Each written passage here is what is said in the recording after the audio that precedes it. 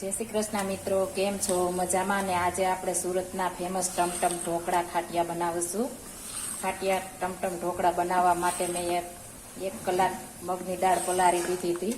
पलारीने पण करी शकीए छे। मिक्सरमां क्रश करी लीधी छे। आ रीते दरदर क्रश करवानुं छे अने आपणे एकदम मस्त सॉफ्ट आ टमटम खाटिया ढोकळा बने छे। आ रीतना हवे आपणे एक प्लेटमां नाखी देशुं।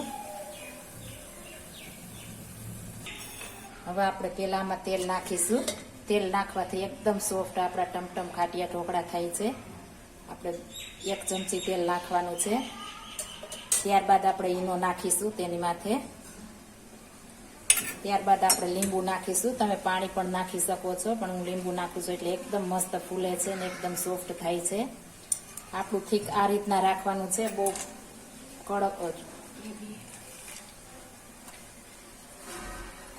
मैं 1 લીંબુ नाख्યું છે। आ રીતના બધું મિક્સ કરી લેશું। પહેલા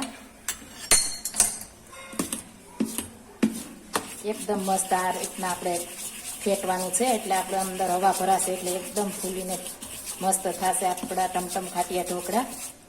તમે જોઈ શકો છો એકદમ મસ્ત ફૂલી ગયું છે। આપણે જેટલું આપણે 1 ડીશ મૂકવું હોય 2 ડીશ મૂકવી હોય એટલું જ આપણે ઈનો અને તેલ નાખીને રાખવાનું છે। બાકી ફરીથી પાછું નાખવાનું છે આ રીતના।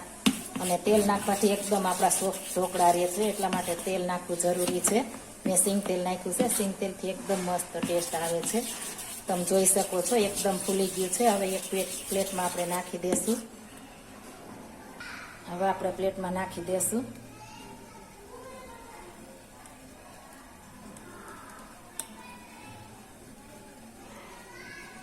આપણે આને ઠપકારવાનું નથી, આ રીતના હલાવીને જ કરવાનું। ઠપકારશું તો તેમાં હવા ભરેલી હશે, તે બહાર નીકળી જશે તો એકદમ ફૂલશે નહીં। આ રીતના આપણે બંને પ્લેટ ભરી લેશું। આપણે આ બંને આ રીતના ભરી લેશું।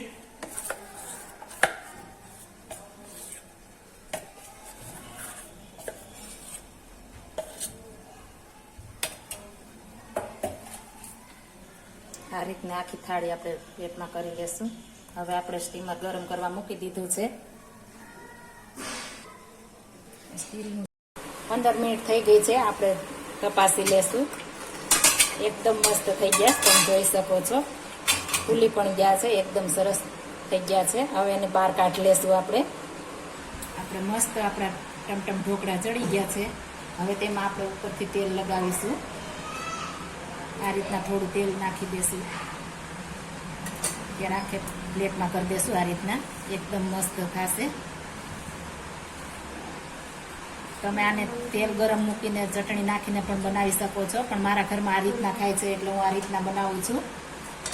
આ રીતના ઉપર લાલ મરચું પાવડર નાખી દેશું। ત્યારબાદ થોડી બ્રશ મારી દેશું। એકદમ મસ્ત આ ખાટિયા ટમટમ ઢોકળા ખાવાની મજા આવે છે। એકદમ મસ્ત બની ગયા છે।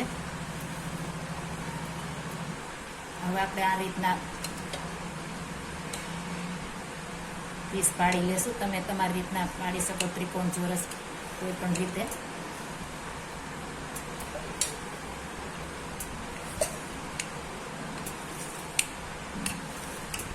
એકદમ મસ્ત આ ખાવાની પણ મજા આવે છે, એટલા મસ્ત બને છે। તમે જોઈ શકો છો એકદમ જારીદાર બન્યા છે, એકદમ સોફ્ટ પણ બન્યા છે। તમે જોઈ શકો છો એકદમ ખાવાની પણ મજા આવે છે। જો આ મારી રેસીપી પસંદ આવી હોય તો મારી ચેનલ લાઈક, શેર અને સબસ્ક્રાઈબ કરી દેજો। ફરી મળીશું નવી રેસીપી લઈને। જય શ્રી કૃષ્ણ।